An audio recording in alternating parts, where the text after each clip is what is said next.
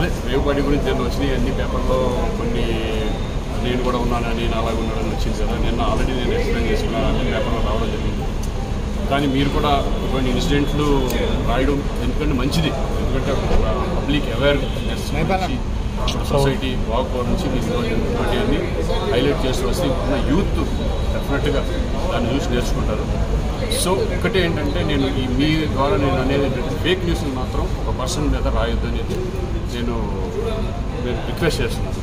తెలుసుకొని నిజంగా ఉందంటే నిజం రాయండి, లేదంటే లేదంటే కనుక దాన్ని ఎలా వెళ్ళాలి, ఒకవేళ నిజంగా ఇంకా చేసినా ఇంకా రాస్తున్నారు అనుకోండి, అది ఛాలెంజ్తో కోర్టుకు కానీ లేకపోతే నేను కేసు ఫైల్ చేయడం జరుగుతుంది.